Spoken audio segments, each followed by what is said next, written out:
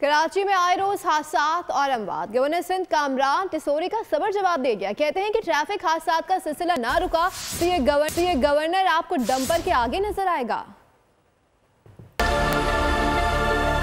अंधेर नगरी और चौपट राज है। दिन हो रात हो, डंपर लेकर इस शहर कराची की सड़कों पे दनदनाते फिर रहे हैं।